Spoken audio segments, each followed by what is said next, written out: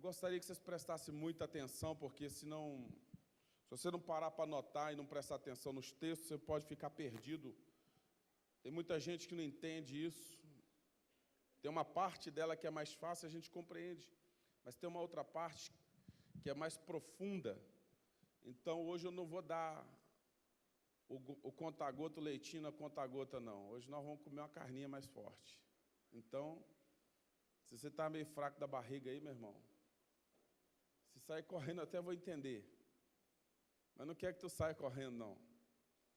Eu quero que você receba a palavra de Deus no seu coração e seja abençoado por ela. Quando eu estava meditando nisso aqui, eu realmente fui muito tocado por Deus e sempre sou muito tocado por Deus quando eu estou lendo sobre a salvação, sobre a obra da cruz, sobre o sangue que foi derramado para lavar um pecador miserável que nem eu. Eu não estou nem falando de você, eu estou falando de mim. Um pecador dos piores. E é interessante porque a Bíblia diz que todos nós pecamos, não tinha ninguém bom. E nessa lista de todos pecaram e destituídos estão da glória de Deus, Romanos 3:23, não escapa ninguém. Não escapa Pedro, não escapa João, não escapa Tomé, não escapa ninguém, não escapa Maria. Romanos 3:23 é uma declaração da própria boca de Deus que vem pelo Espírito aos lábios do Paulo, do apóstolo. É uma declaração a respeito da condição da humanidade, a condição universal da humanidade. Todos pecaram. Todos pecaram. Não tem ninguém bom. Romanos 3. Não tem um justo sequer. Essa é a nossa condição, pecadores. Todos pecaram. Todos. Você é pecador, você pecou, eu pequei. No pecado de Adão, toda a humanidade pecou e toda a humanidade foi entregue ao pecado. A maldade entrou no homem. Deus podia ter acabado com tudo, destruído a terra, feito uma terra nova, feito um homem novo. Quem sabe lá começado não com Adão, mas com Douglas. Novo homem, Douglas. Moreninho. Adão é vermelho, né? Podia começar com um novo projeto. Shalom. Mas não. E a gente às vezes não entende por que Deus insiste com um homem pecador. A gente pode ter um nó na cabeça quando vai estudar a respeito dessa graça de Deus que perdoa pecador. Algumas coisas que eu leio, eu nem aconselho alguns irmãos a lerem. Não é porque vai desviar o irmão, é porque é uma loucura da graça, do amor de Deus, matar o próprio filho para salvar um miserável que nem eu. Ele podia fazer um outro. Então tem coisa dentro da questão da salvação que a gente vai receber pelo Espírito, tem coisa que a gente vai entender, tem coisa que a gente vai ficar assim, meu Deus, como é que pode? Porque Jesus nunca pecou. Jesus é o Filho de Deus. Ele não é qualquer coisa. Eu nem sei se eu vou conseguir pregar tudo que eu quero pregar, porque tem muita coisa, eu sei que não vou conseguir, na verdade. Mas eu quero te fazer entender isso. Jesus não é qualquer coisa. A graça não é barata. A salvação é pela graça, mas custou a vida do Filho de Deus. Você não tem ideia, talvez, da dimensão disto. O justo morrer no lugar dos piores pecadores. A gente não é bom, não, irmão. A gente não vale nada. É só mexer um pouquinho conosco que a gente se revela. É cutucar no nosso calo, a gente se revela dentro de casa com os da gente. Não precisa ir longe, não, é dentro de casa. A gente já mostra quem a gente é.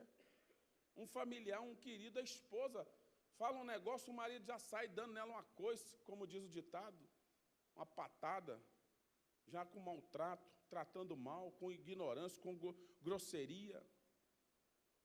a gente é mau na nossa essência, e se não for Deus, e se não for a obra dele em nós, realmente não tem conserto para a gente.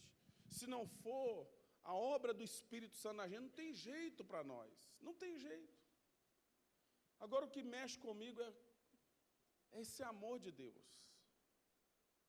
Esse amor de Deus que lá no Antigo Testamento era apresentado ali através dos sacrifícios.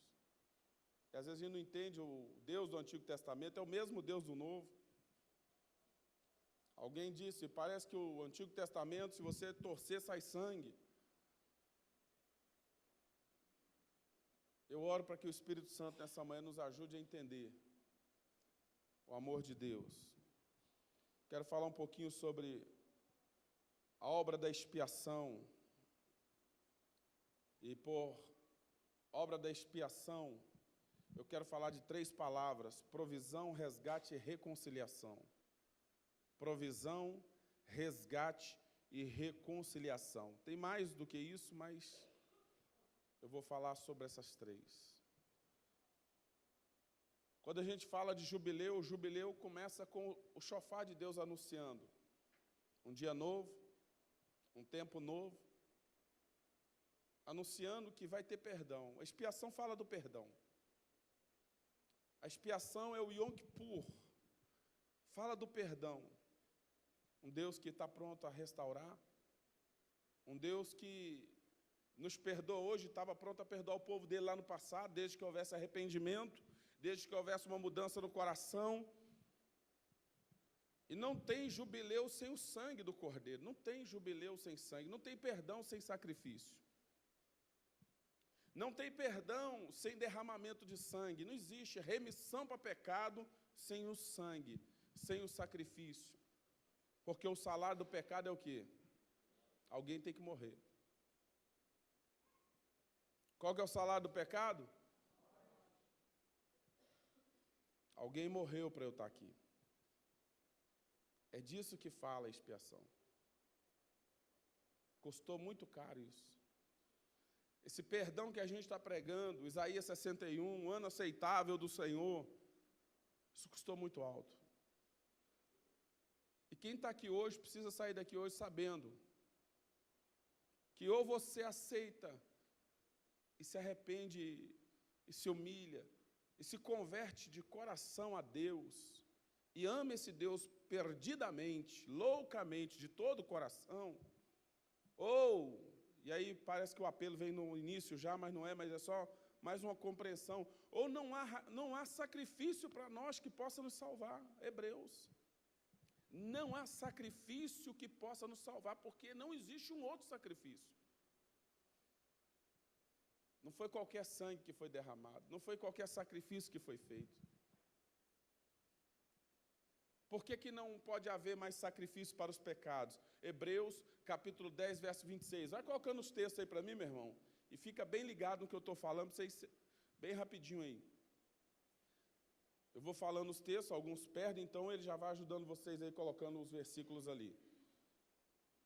A Bíblia diz, se nós continuarmos voluntariamente pecando, uma vez tendo recebido pleno conhecimento da verdade, já não resta mais sacrifício para os nossos pecados. Por quê? Porque não tem outro para mandar. Não tem jeito, não tem um outro para ser enviado. Se tem uma coisa que talvez a gente precisa discernir, é que quando Jesus morreu na cruz, Deus morria com Cristo. Não morria só Jesus, não é que Deus estava lá sendo morto, não, mas aquilo afetou o Pai. Não tem uma entrega maior do que essa, é o Deus Filho que está entregando a sua vida. Ele se faz como nós, para morrer por nós. Ele se faz como um de nós, para morrer pela gente.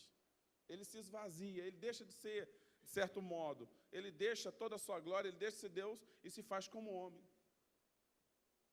Por isso que não tem nada a ver com Maria a salvação, tem a ver com Jesus. Maria não sabe o que é isso, ela não pagou esse preço. Tem nada a ver com Maria.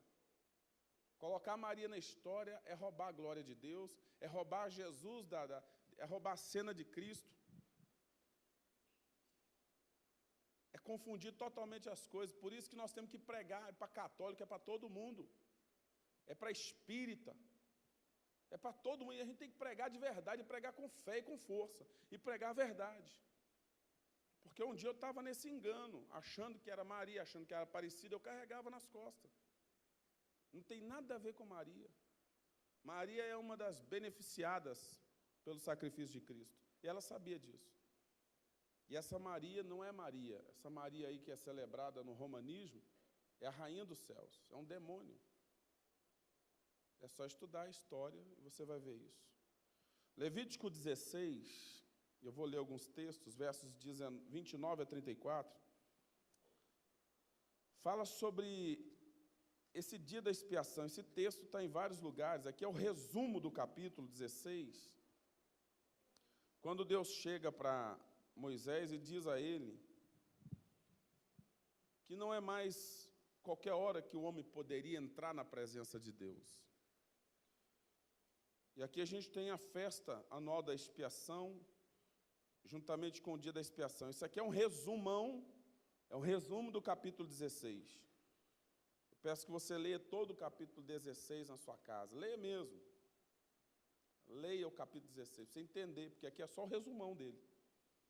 Verso 29 diz: isto vos será por estatuto perpétuo no mês sétimo, ou no sétimo mês, aos 10 dias do mês, afligireis a vossa alma, e não fareis trabalho algum, nem o natural, nem o estrangeiro que peregrina entre vós, porque nesse dia se fará expiação por vós, para purificar-vos. Preste atenção em cada detalhe. De todos os vossos pecados sereis purificados perante o Senhor. Para um pouquinho. Não, volta, filho, só um pouquinho. Deus estabeleceu um dia no Antigo Testamento aonde todo o pecado que havia sido cometido seria como que colocado um pano, uma sombra em cima deles, e Deus não olharia para aqueles pecados. Na antiga aliança, no Antigo Testamento, a ideia é de cobrir o pecado. E esse cobrir o pecado era cobrir com o sangue do sacrifício. E Deus ia dar perdão para todo mundo. Esse dia era um dia onde todas as pessoas em Israel, ninguém poderia deixar de ir para o local da adoração. Todo mundo ia para o culto. Você imagina uma nação inteira ao redor da tenda, ou ao redor do templo, no monte do templo do Senhor. Jerusalém ficava tomada de gente, o chofar tinha tocado várias vezes durante o dia todo, anunciando: é jubileu, é dia da expiação, é o Yom Kippur, é dia de arrependimento, é dia de confissão de pecados, é dia de humilhação. Todo mundo está em jejum, todo mundo está em arrependimento, toda a nação está voltada para Deus. O sacerdote também está em arrependimento pela sua vida. Ele já ofereceu sacrifício por ele, pela casa dele, pela família dele. Ele já se lavou, ele já se limpou, ele já se preparou, porque ele sabia que o dia da expiação é o dia que ele entra no Santo dos Santos, uma vez ao ano. É o dia que ele vai entrar no Santo dos Santos e apresentar o sangue do cordeiro macho de 1 ano, sem defeito, representando a pessoa de Cristo. E ele sabe que se ele, como sumo sacerdote, não estiver em santidade total, se não estiver limpo, ele pode morrer ali.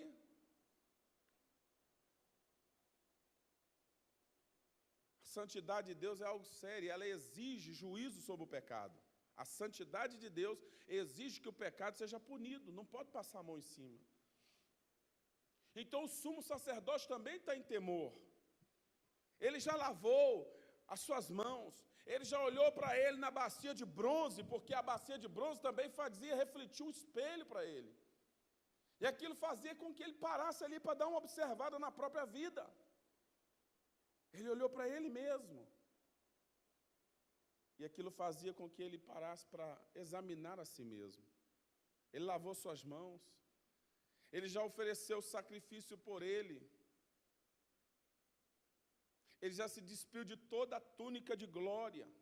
Ele vai entrar no Santo dos Santos despojado de si mesmo. A única roupa que ele vai entrar lá é com um linho branco, representando santidade. E ele vai com as campainhas. Ele vai ali amarrado, sim, alguns acreditam que havia, isso é a tradição que diz isso, como que uma corda amarrada nele, porque se ele caísse duro lá por causa do seu pecado, se ele morresse, ninguém podia entrar no Santo dos Santos. O Santo dos Santos não é um lugar de idolatria, o Santo dos Santos era um lugar restrito da glória de Deus. O que é que tinha lá? A Arca da Aliança. E o propiciatório. O que é o propiciatório? É a parte da tampa, que tem os dois querubins, virado um de frente para o outro. Não de frente para alguém ir lá e adorar os querubins, não. Os querubins estão ali como guardiões da glória de Deus. O sacerdote entrava até de cabeça baixa. Ele já tinha colocado o incensário, que representa a oração do povo. O incensário era um recipiente cheio de brasas, as brasas do sacrifício. E ele já tinha colocado ali aquele incenso aromático. E ele colocava dentro do Santo dos Santos, aquilo encheria aquele local ali, que era um local pequeno, de fumaça. E Deus falaria com ele ali, no meio da fumaça. Havia um temor muito grande. Há uma expectativa lá fora, porque todo mundo lá fora está preocupado. Será que Deus vai aceitar o nosso arrependimento ou não? Será que Deus vai dar perdão para a gente? Será que a gente vai receber graça? Será que a gente vai ter mais um ano de vida? Será que Deus vai aceitar o nosso pedido de perdão? Todos estão na expectativa que o sacerdote vai sair vivo. Esse é o dia do perdão. Deus preparou um dia de perdão. Ele preparou um dia de perdão para toda a terra. E esse dia de perdão tem um nome. O nome dele é Jesus Cristo, Filho de Deus. Nós vivemos o dia da graça, o dia do perdão. Vivemos um tempo de favor de Deus. Por isso Isaías 61 vai falar, vão e proclamem, esse é o ano aceitável, Deus está aceitando, não importa o pecado que você cometeu, não importa o pecador que você seja, Deus está aceitando os pecadores arrependidos. Deus está de braços abertos para todo pecador arrependido. Verso 31. Por favor. Será sábado de descanso solene para vós, e afligireis as vossas almas. Esse afligireis as vossas almas fala de arrependimento. Vocês vão entrar em profundo arrependimento. Vocês vão vasculhar a alma. É tempo de contrição. É tempo de sentir dor pelos pecados. É tempo de choro. É dia de arrependimento. Não se arrepende fazendo riso. Não se arrepende contando piadinhas. Não se arrepende jogando futebol. Não se arrepende assistindo Batman versus Superman. Que não vale nada aquilo lá. Eu vi, não vale nada. Se arrepende, entrando em profundo quebrantamento.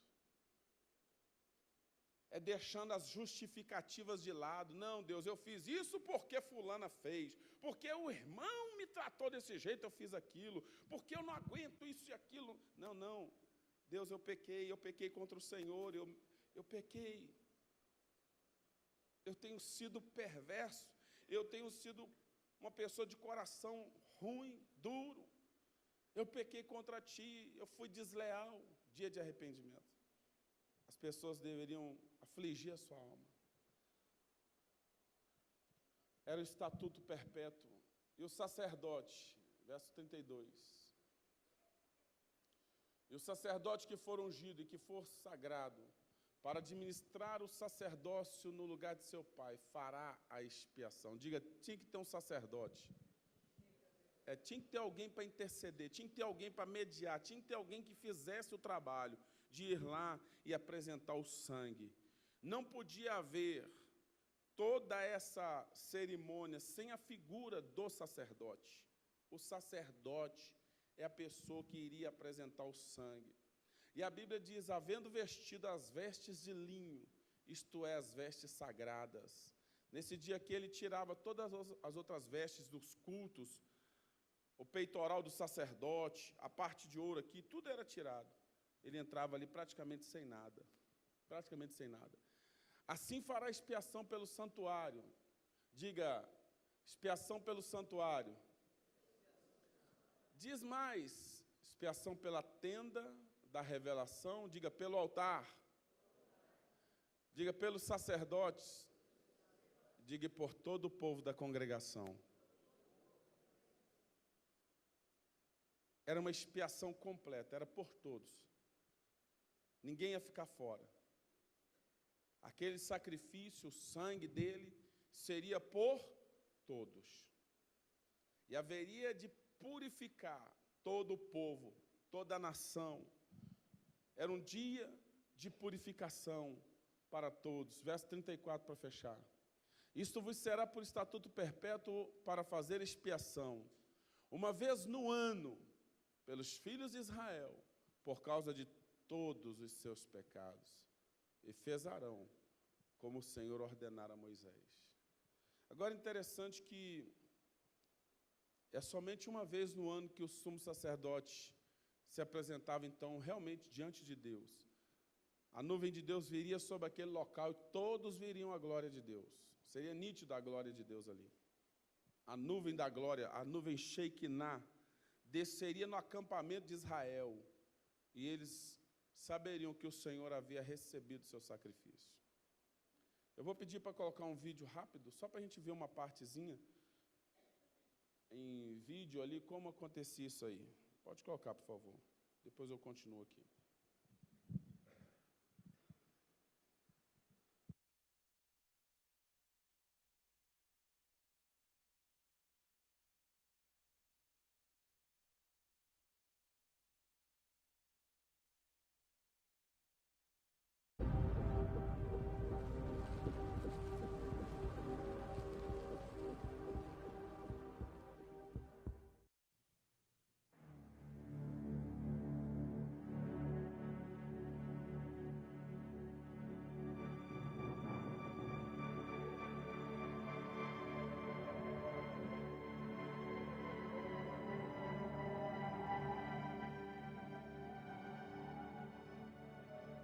The ancient writings from the Old Testament book of Exodus tell us that God directed Moses to build a tabernacle so he could dwell among his people.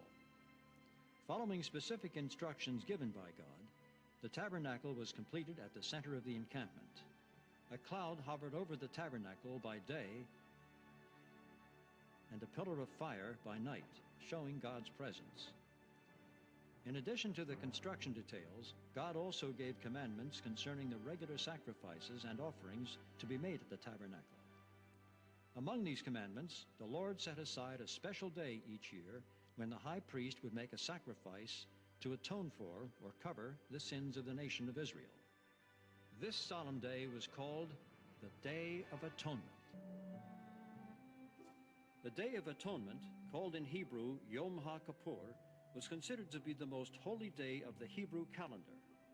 It was the day when atonement was made for the sins of the priests, the people, and the cleansing of the tabernacle. O dia começava com a preparação pessoal de Arão, do sacerdote, do sumo sacerdote. O sumo sacerdote, por causa de sua santa participação como mediador do povo, pelo povo. A bacia de bronze. Nesse dia estaria se aproximando de Deus como Preparations began early in the day. que busca perdão. Everything needed to be ready and at hand, since this special ceremony was carried out by the high priest alone. On all other days, the high priest wore his full ceremonial dress made up of 8 separate pieces of clothing, which distinguished him from other priests. But on the Day of Atonement, he removed the decorative clothing and wore only the 4 white linen garments of a priest. This expression of humility further illustrated the fact that this day was different.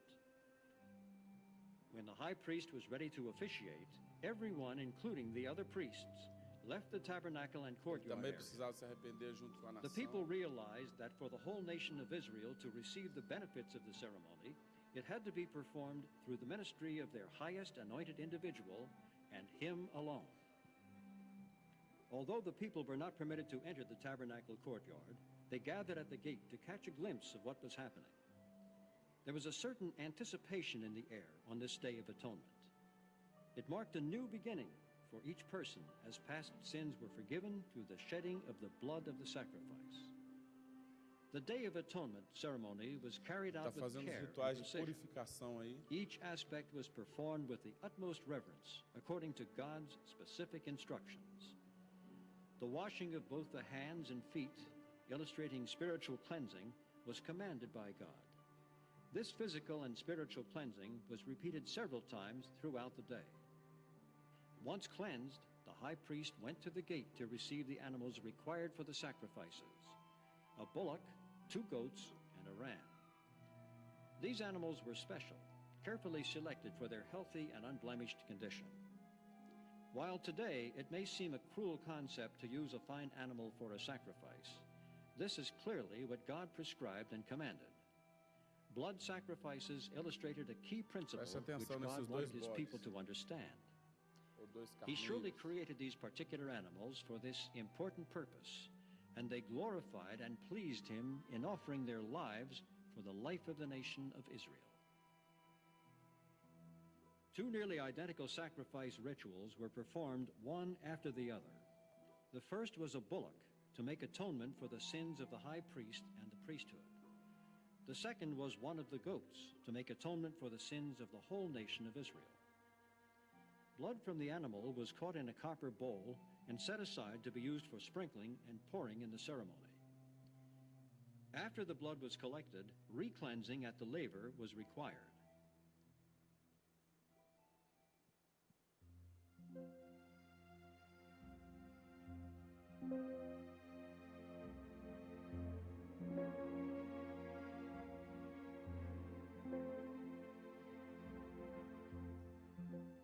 The high priest would then take hot coals from the brazen altar and place them on the incense altar in the holy place.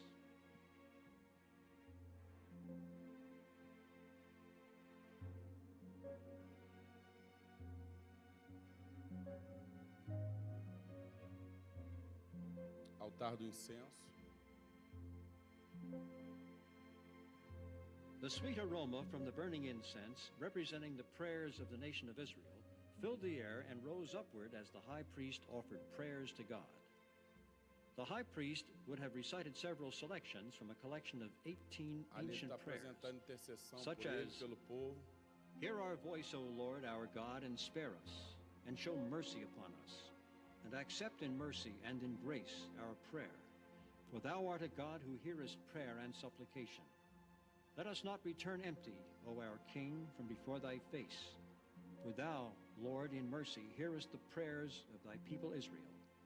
Blessed by the Lord who heareth prayer." Entrar no Santo dos Santos, ele está fazendo intercessão, pedindo a Deus por Hearing ele, the high pelo priest povo. praying, the people would join their hearts in prayer, asking God to forgive their sins and accept the Todos estão atonement intercedendo, sacrifice. clamando, se arrependendo, Forgive us, our jejum. Father, for we have sinned. Pardon us, our King, for we have transgressed. For thou pardonest and forgivest. Blessed by the gracious Lord who multiplieth forgiveness. After cleansing again at the laver, the most critical part of the ceremony began. Utilizing the blood caught in the copper bowl, the high priest entered the most holy place, the Holy of Holies. The Holy of Holies was the chamber of the tabernacle where the Shekinah glory of God dwelled. Entering this area during the ceremony was a fearsome responsibility. Inside the Holy of Holies, the high priest sprinkled the blood upward once on the mercy seat and then 7 times before the Ark of the Covenant. He then left the Holy of Holies by backing out, never turning around and never looking directly at the Ark or the mercy seat. Since the high priest had removed his garments with the bells, the people waited anxiously outside, not knowing whether the sacrifice was accepted or even if the high priest was still alive. When he finally emerged into the outer court, the people would have undoubtedly rejoiced to see him. After recleansing at the laver, the high priest entered the holy place and sprinkled the blood upward once onto the curtain or veil that separated the chambers, and then 7 times on the ground before it. The high priest would then exit the holy place and re-cleanse at the laver. After combining the blood of the bullock and goat, he sprinkled the blood on the horns of... The next stage of the ceremony was designed to illustrate how God viewed the sins of the nation now that the sacrifice had been accepted.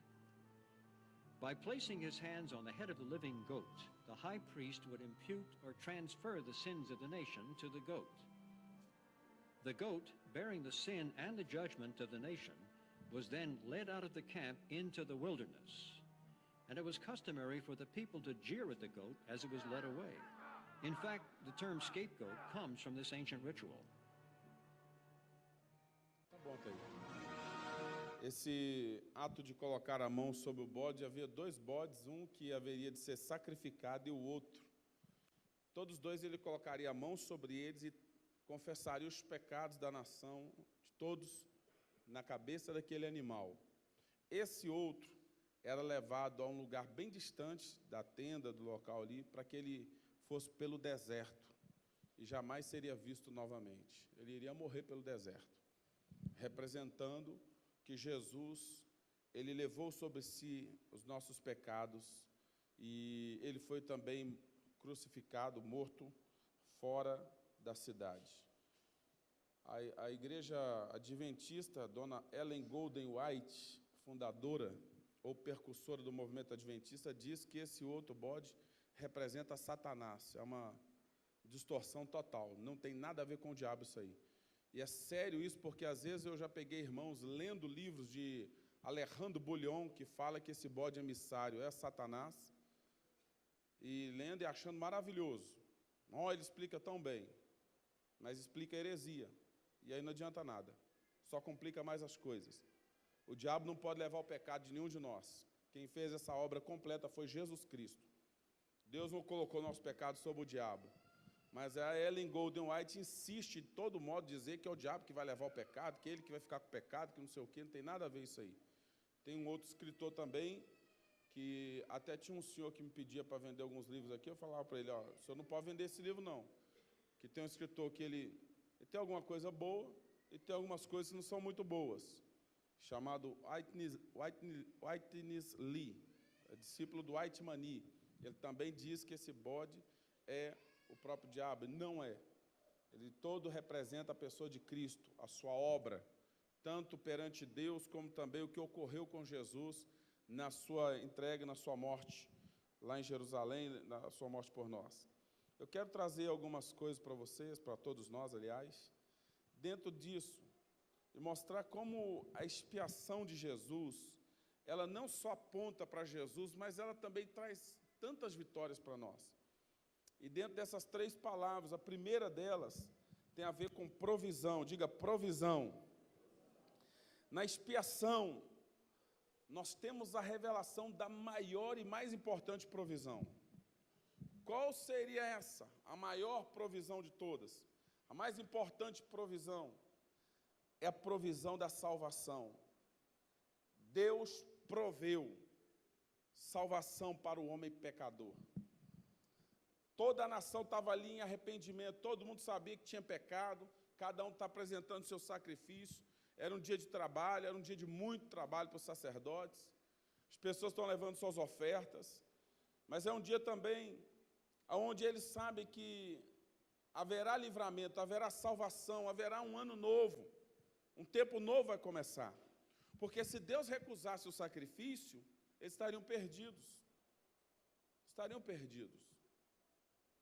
Por isso a coisa deveria ser levada muito a sério. Então fala de provisão, mas não é só provisão material. Às vezes a gente, quando pensa em provisão, a gente já pensa logo em coisas materiais. Mas nem tudo é só material. E nem começa com o material. A maior provisão que Jeová Jireh nos dá nele, e proveu para nós nele, é a provisão da salvação, do perdão para os nossos pecados. E isso já começa lá em Gênesis, no capítulo 3, quando Deus veste o homem com as peles de um animal. Começa lá em Gênesis.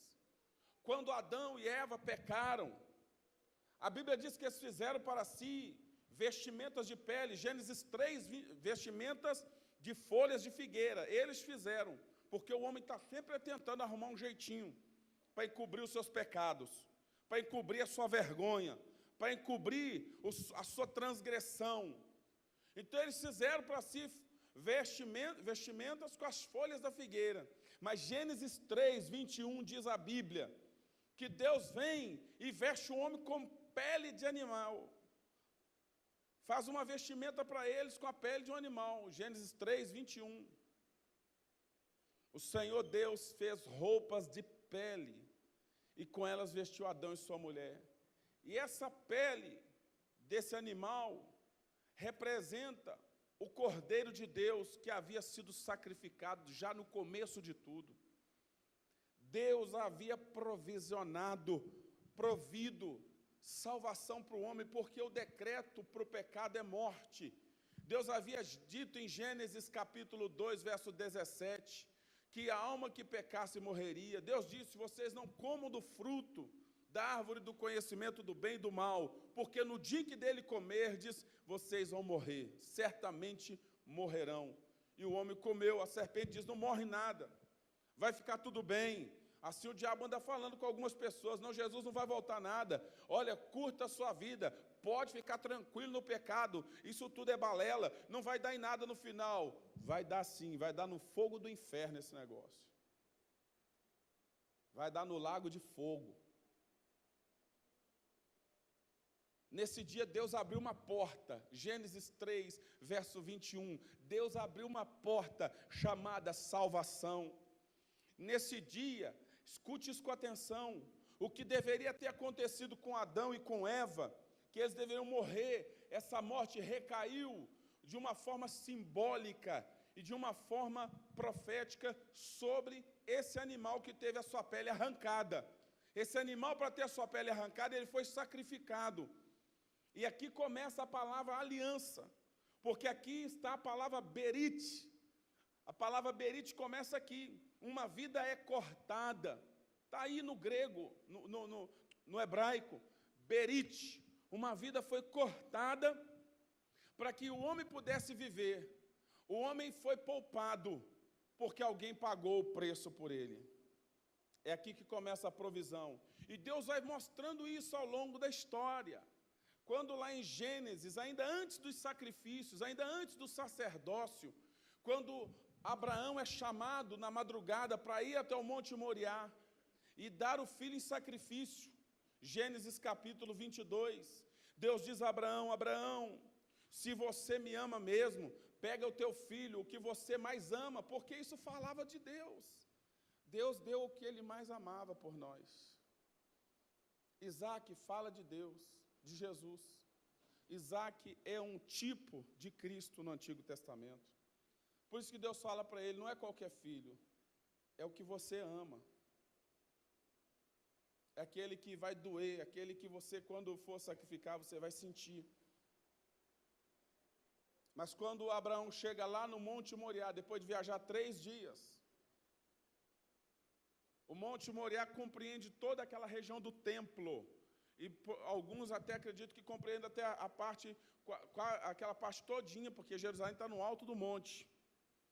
E é muito perto ali do local do sacrifício, onde Jesus foi crucificado. Eles acreditam que compreende toda aquela região. Isto é, Deus estava profeticamente sinalizando mais uma vez o que ele faria pela humanidade. E Isaac é levado então ao Monte Moriá, Gênesis capítulo 22, a gente vê essa história lá. Está lá nos versículos 21, 13 e 14, aliás. E quando Abraão vai sacrificar o filho lá no Monte Moriá, Deus brada do céu interrompendo o sacrifício, dizendo para ele: eu sei que você me ama, você não me negou o seu filho. E o apóstolo até fala algo poderoso aqui sobre isso, quando ele diz que é como se Abraão tivesse ganhado de Deus ali. porque ele entregou o filho. Ele, no coração ele entregou. Mas houve substituto para Isaac. Mas quando Deus entregou o seu filho, Jesus, não houve substituto para Jesus. Jesus morreu. Não houve um outro para ficar no lugar dele. Naquele dia, o carneiro, que é o cordeiro maduro, o carneiro que estava preso pelos chifres, representava Jesus, que naquele local, muitos anos depois, iria morrer por nós, e iria morrer no nosso lugar. Por isso o lugar foi chamado Monte, o Senhor proverá. Gênesis, por favor, filhão, 22, versos 13 e 14. No monte do Senhor se proverá. O que é que se proveu no monte do Senhor? Se proveu salvação. Se proveu perdão para os nossos pecados. Se proveu livramento para a nossa vida. Isaac foi poupado. Isaac, naquele dia, foi poupado da morte, mas o carneiro foi morto, foi sacrificado. Abraão ergueu os olhos e viu um carneiro preso pelos chifres num arbusto. Foi lá pegá-lo e sacrificou como holocausto em lugar de seu filho. Abraão deu àquele lugar o nome de o Senhor proverá. Por isso, até hoje se diz, no monte do Senhor se proverá. Porque naquele lugar se proveu salvação para toda a terra. Você pode dar um aplauso a Jesus por isso? Aleluia, aleluia, glória a Deus.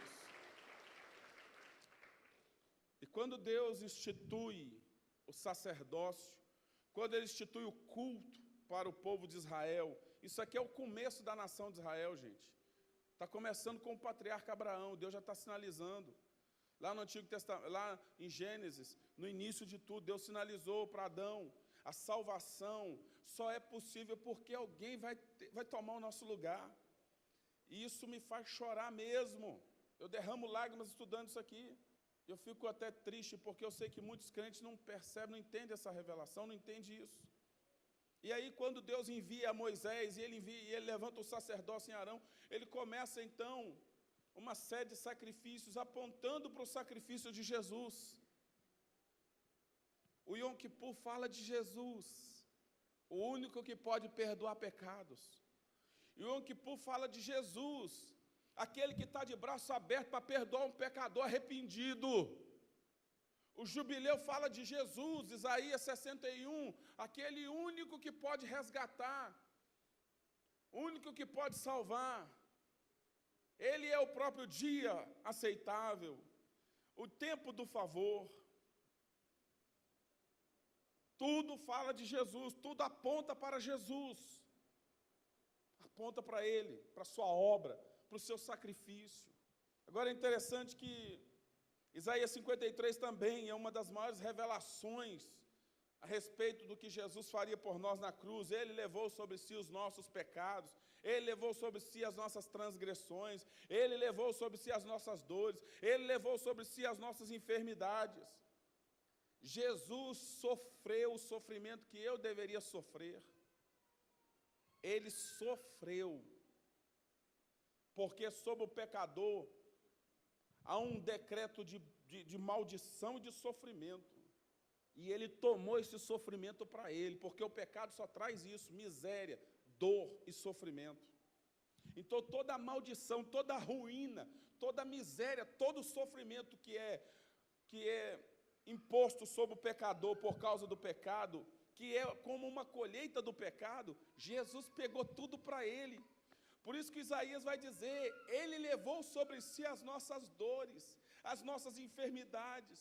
O castigo que nos traz paz estava sobre Ele. Ele pegou esse castigo, Ele sofreu no meu lugar. Agradou a Deus fazê-lo sofrer, fazer a sua alma enfermar. Por quê? Porque Deus estava tirando de mim e de você esse sofrimento.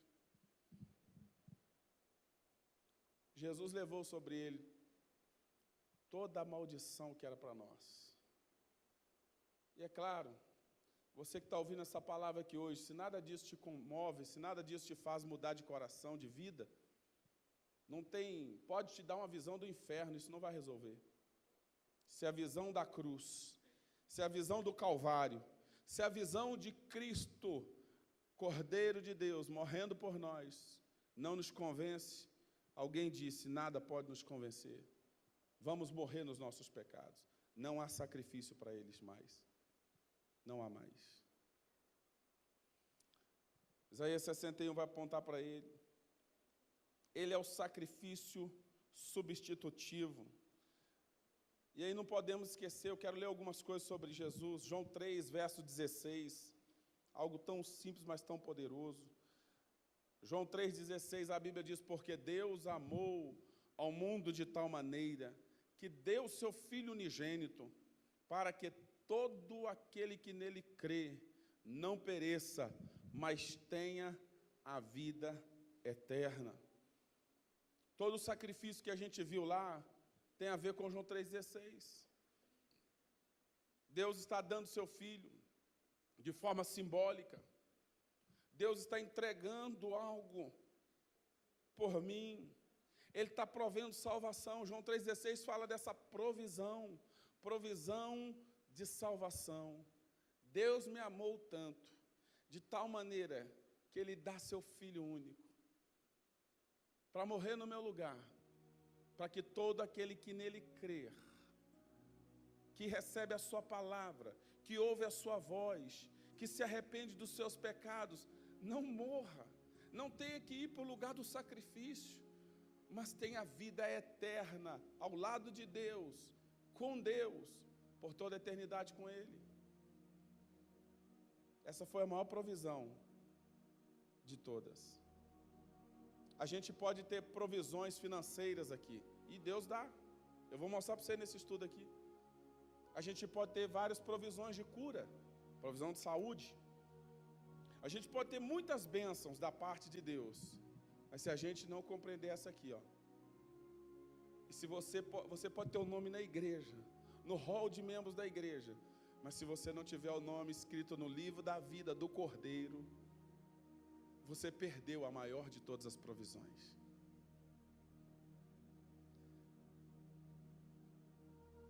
A maior provisão da terra, a maior provisão do universo, ela foi motivada por uma coisa. Sabe o que é? Está ali no texto. Porque Deus amou. É isso que tem que fazer a gente cair em si. Que amor é esse? Que loucura de amor é essa? Por que Deus faz isso? Por amor. É um amor que não dá para explicar mesmo. Deus me amou. Eu, pecador. Tem muita gente que não gosta de mim, eu sei. Tem gente que não gosta de você. No entanto, Deus amou você. Deus ama cada pecador dessa terra. Ele ama de um jeito que a gente não vai entender. Por que Ele pode amar um Fernandinho Beiramar? Por que Ele pode amar alguém tão mal? Tem tantos outros aí, Lula, Dilma, quem quer que seja. Quem quer que seja. Ele ama cada pecador. Um estuprador só é um estuprador porque ele não conhece esse Deus. Ele não conhece esse amor. O homem só é perdido e pecador enquanto ele não conhece esse amor. O dia que o homem é impactado com a revelação do amor de Deus, alguém disse, como não perdoar? Uma vez que você entende o perdão que você recebeu em Cristo. Você sabia que o perdão é algo que a gente não pode reter quando a gente compreende o que Deus fez por nós? Uma pessoa que diz, eu não perdoo, não tem jeito, não consigo. Isso revela que essa pessoa não conhece ainda o perdão que Deus nos deu em Cristo. Perdão. Perdão para uma mãe que aluga a filha para poder ganhar dinheiro, aluga a filha para prostituição. Deus tem perdão para aquele pessoal que andou cortando a cabeça dos nossos irmãos. Deus tem perdão. Na nossa alma de homem, principalmente, a gente acha que não. Mas a grande verdade é que Deus pode não só perdoar aquelas pessoas, mas Ele pode restaurá-las, transformá-las. A gente esqueceu que o apóstolo Paulo foi um assassino também, um ex-assassino. Moisés, um ex-assassino. Davi, um ex-adúltero e assassino, ex-assassino também. Deus é capaz de restaurar o homem pecador. Nós fazemos distinção de pecados e pecados. Deus não faz. Pecado é pecado, e pecado não confessado, pecado não arrependido e não abandonado, pode separar o homem de Deus? Pode.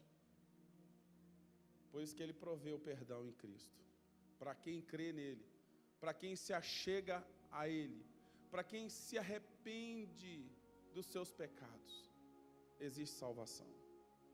Romanos capítulo 5, verso 8, mostra mais uma vez essa loucura do amor. Toda essa provisão foi por causa do amor. Ela é originada no amor que Deus tem por nós. Esse amor que tem que nos constranger. Esse amor. Romanos 5, verso 8, me ajuda aí, por favor. Mas Deus dá prova do seu amor para conosco, em que quando éramos ainda pecadores, Cristo morreu por nós. Ele morreu por nós, não depois que a gente estava bem, porque não tinha como ser curado desse mal sem Ele. Ele morreu por nós pecadores. Esse é que é o amor de Deus. Um homem muito sábio, ouvindo João 3,16, ficou escandalizado. Um homem considerado uma pessoa piedosa e sábia, ouviu João 3,16. E quando ele ouviu essa mensagem, ele ficou estatalado, perplexo. Ele disse: que alguém possa morrer por um outro, por alguém bom eu até entendo. Talvez eu faria isso, mas dar o meu único filho, não. Para morrer no lugar de pecadores, não. E ele disse: que amor é esse? Que amor é esse? Que amor tão grande. Por isso João vai escrever sobre o amor de Deus. Ele diz: pelo Espírito de Deus, Deus amou o mundo de tal maneira. Como dimensionar isso? Deus demonstra o seu amor por nós. Ele demonstrou isso no fato de Cristo morrer por nós, sendo nós ainda pecadores. 1 João 4, verso 9. 1 João capítulo 4, versículo 9. A Bíblia diz: nisto se manifestou o amor de Deus em nós, em haver Deus enviado seu Filho unigênito ao mundo, para vivermos por meio dele. Nisto se manifestou o amor de Deus em nós, em haver Deus enviado seu Filho unigênito ao mundo, para vivermos por meio dele. Nisto consiste o amor, não em que nós tenhamos amado a Deus, mas em que Ele nos amou e enviou seu Filho como propiciação pelos nossos pecados. Vocês estão aqui ainda? Quando você sair daqui hoje, lembre-se disso. A maior mensagem da Bíblia é essa. É esse amor que a gente parece entender, mas a gente parece que não caiu toda a ficha ainda. O apóstolo Paulo vai pedir para Deus ajudá-lo a compreender o amor de Deus. E a gente precisa fazer essa oração também. Paulo disse: eu peço que Deus abra os olhos do nosso entendimento para a gente compreender a largura, a profundidade, a altura, o comprimento desse amor. É um amor que excede a tudo. Nós só podemos morrer por Cristo se a gente entender o amor dele. O Espírito Santo quer revelar para nós esse amor. Essa foi a maior provisão de todas. E é por isso que Romanos 8 vai dizer também. Romanos 8, 32 vai dizer que Deus não poupou o seu próprio Filho por nós, por amor. Como não nos dará com Ele todas as outras coisas? As outras coisas, as outras provisões, não são nada comparada a essa, do amor de Deus, a ponto de entregar seu Filho. Casa, carro, cura divina, saúde, sua família, seja lá o que for, viagem para Israel, qualquer coisa que a gente peça, gente, é muito pequeno, é medíocre perto disso. É pouco demais. E quando a prosperidade troca e deixa essa parte aí de fora, ela peca contra Deus por isso. A maior provisão está aí, ó. Te fazer rico para Deus não é nada. Ele já te fez rico em Cristo. Ele já nos fez ricos em Cristo. As coisas vêm no tempo e do modo dele, se ele quer. E pronto. Agora, se a gente não achar que é rico por causa desse amor, nós somos os mais miseráveis da terra. Nós somos os mais miseráveis. Porque não tem riqueza maior do que essa. Eu sabia que eu não ia conseguir pregar tudo. Já vou parar daqui a pouco. Hebreus 2, verso 9. Hebreus capítulo 2, verso 9.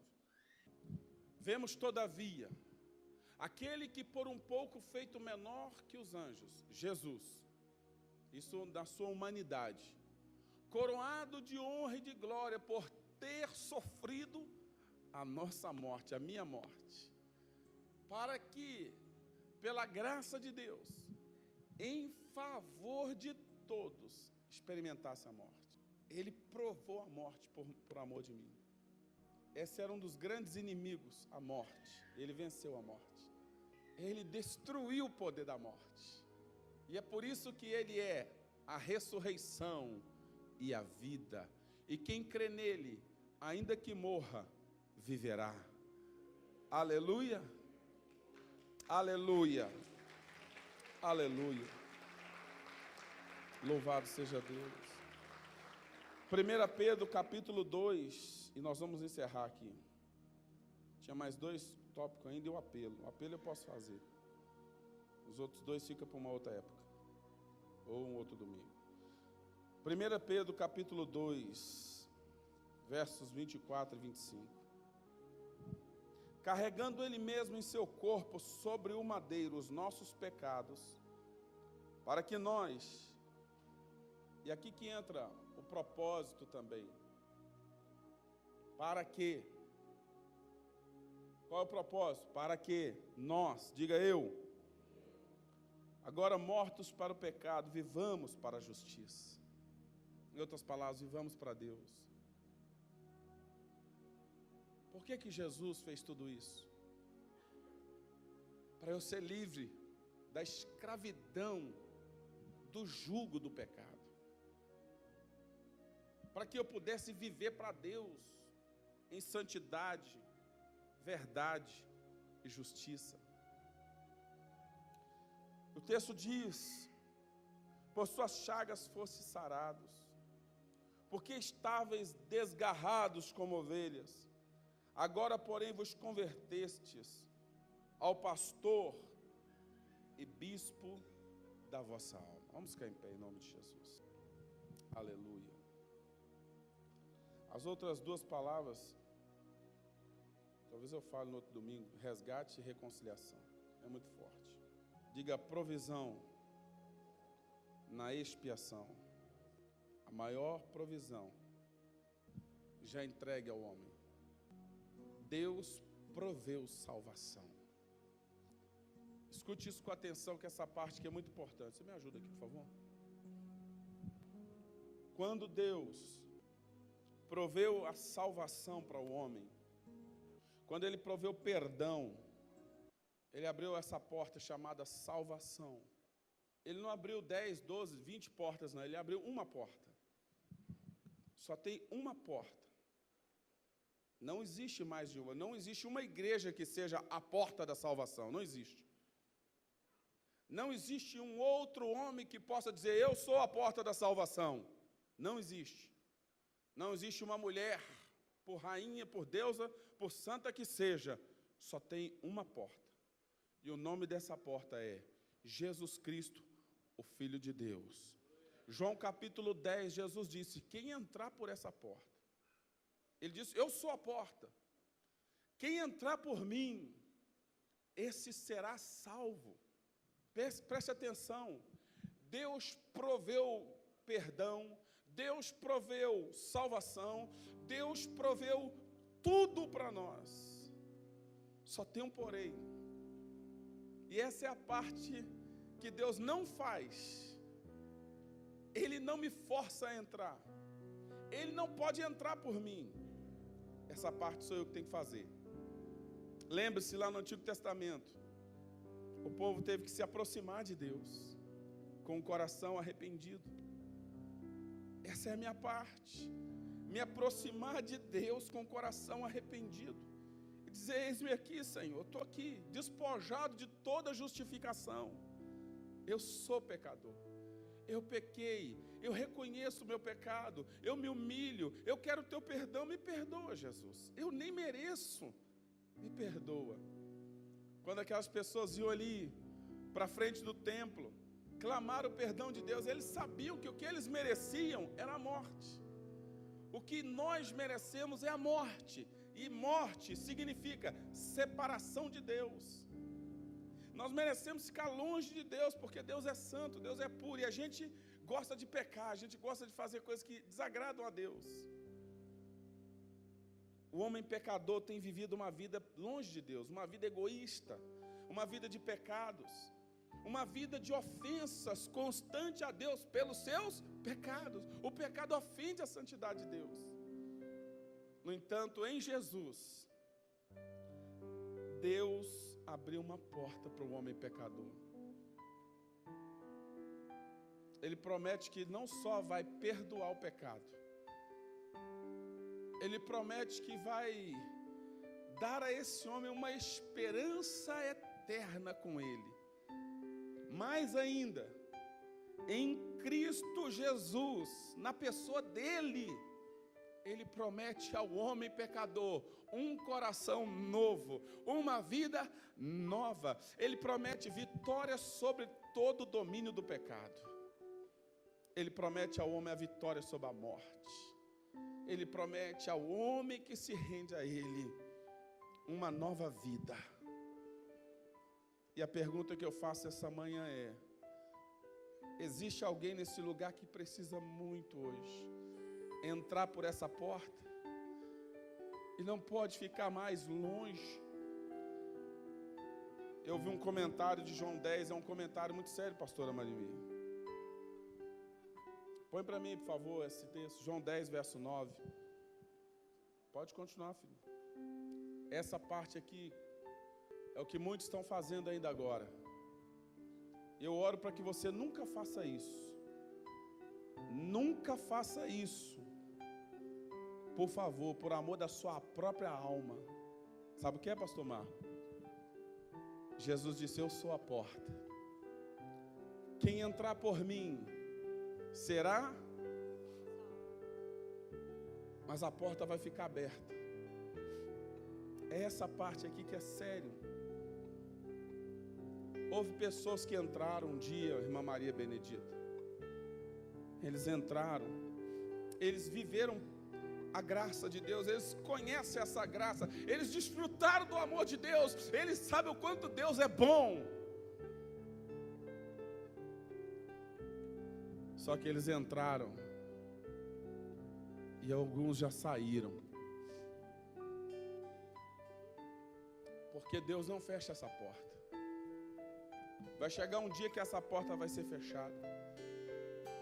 E um comentarista desse texto diz que alguns entraram e saíram. Entraram e não estão mais. E quem saiu precisa voltar. Voltar pela mesma rota do arrependimento e entrar na porta e dizer: Deus, eu não vou sair mais. Isso não há nenhuma corrente que vai lhe prender lá. Eu estou em Jesus por uma decisão firme. E cada um que está aqui precisa ser firme, fiel até o fim. Entrar e permanecer nele. Entrar e não sair dele. Enquanto nós cantamos, se alguém precisa vir hoje, voltar enquanto a porta está aberta e dizer: Deus, eu estou voltando, eis-me aqui, Senhor, perdoa os meus pecados, eu reconheço que eu sou pecador, eu não quero pisar no sangue do sacrifício, eu não quero abusar da graça, eu não quero mais, Senhor, ficar longe. Eu preciso da paz que só o Senhor pode dar. Se tem alguém, corra para cá, vem entregar sua vida a Jesus. Vamos cantar esse cântico ao Senhor. Aleluia. Torra manaya soro koromana sharabarakla.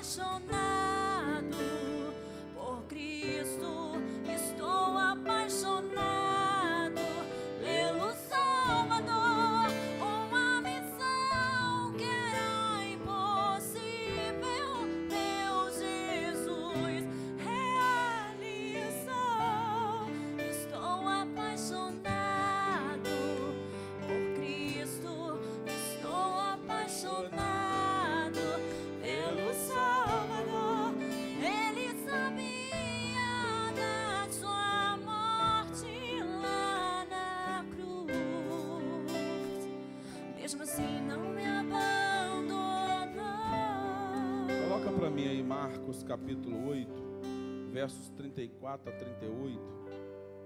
Eu estava meditando essa palavra ontem. E aí eu iria ler outros textos. E eu parei nesse texto aqui. Eu falei, Deus, essa é a palavra que eu precisava ouvir hoje. Ela é completa. Ela é o chamado de Jesus para todos nós. Porque diz a Bíblia que ele chama a multidão e discípulos, e diz isso aí, ó.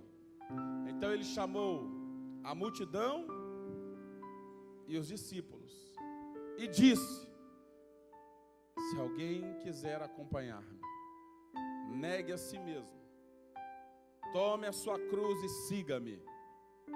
Pois quem quiser salvar a sua vida, a perderá.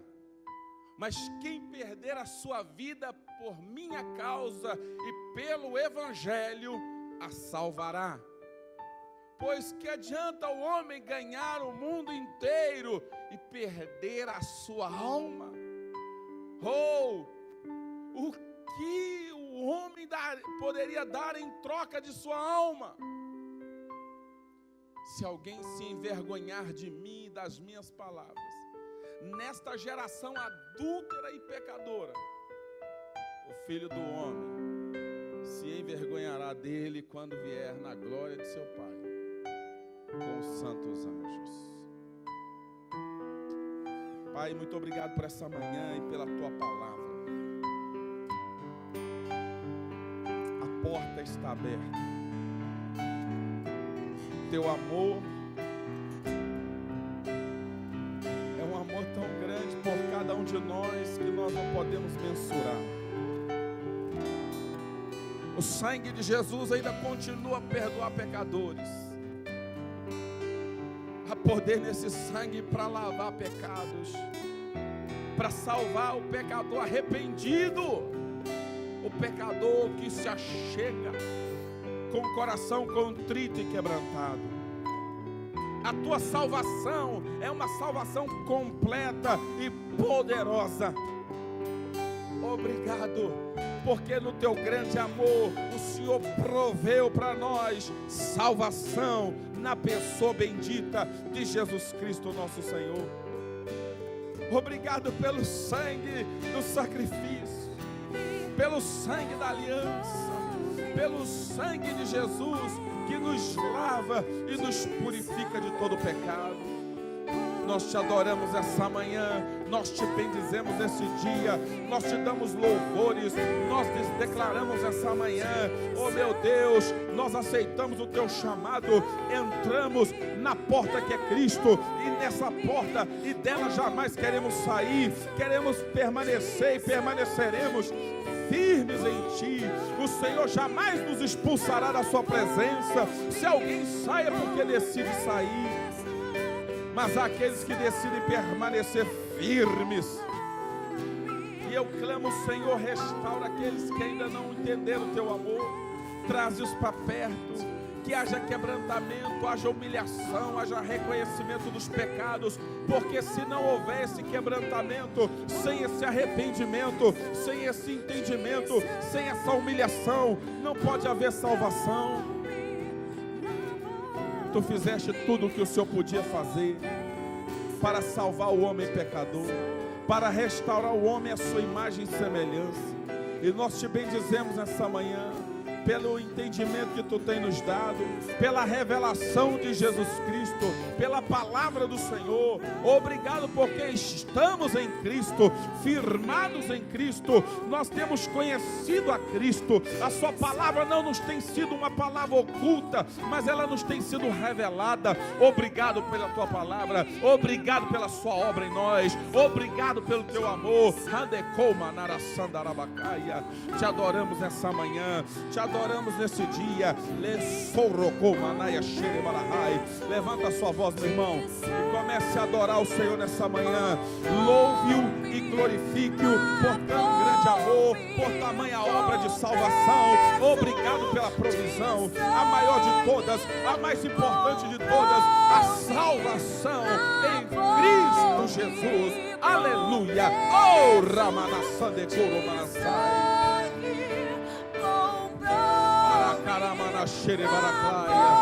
Te adoramos esse dia, te adoramos esta manhã, te adoramos pela tua bondade, te adoramos pela tua fidelidade, te adoramos por quem tu és. Obrigado, Jesus, obrigado, Espírito Santo, obrigado, Pai. Aleluia, aleluia, aleluia. Oh, Ramanassai. Aleluia. Comprou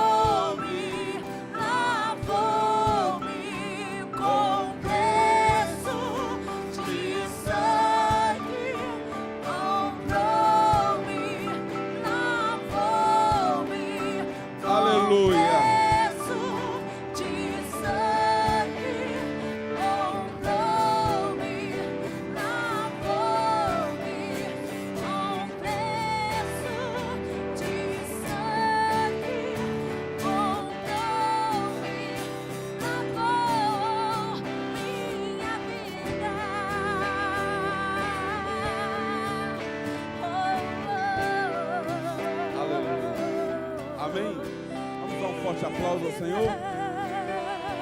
Aleluia.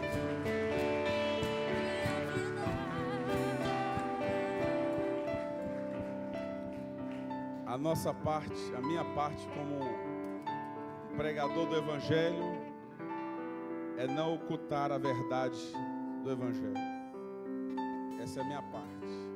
Pregar todo o desígnio de Deus. Sua parte é ouvir atentamente e obedecer. Eu também tenho que ouvir e obedecer, mas nessa função aqui agora de pregador, de arauto de Deus, de profeta de Deus, como quem traz uma mensagem do Eterno, essa é a minha parte. E a minha parte eu a fiz com temor e com seriedade, com dedicação. A sua parte é não sair daqui sem a salvação, não sair daqui sem se humilhar pelos seus pecados. Cada um de nós sabemos aonde essa palavra falou conosco, sim ou não? Cada um de nós. Nunca saia de Cristo. Deus não amarra ninguém nele. O diabo não tira crente da presença de Deus. O diabo me tirou. O diabo não tira ninguém. Quem tira é a gente mesmo. Só tem um que pode nos fazer sair da presença de Jesus. Sou eu mesmo. Tem luta? Tem. Mas em Cristo tem vitória também. Tem vitória, irmão. Você sabe disso. Em Cristo nós somos mais do que? Aleluia. Pode vir o que vier. Aquele que habita no esconderijo do Altíssimo, a sombra do Onipotente, vai descansar. Essa é a promessa da palavra de Deus. Você pode aplaudi-lo de novo? Aleluia. Aleluia. Eu tentei me ver pregando essa mensagem agitado, mas não me via pregando essa mensagem. Eu queria chorar. Foi difícil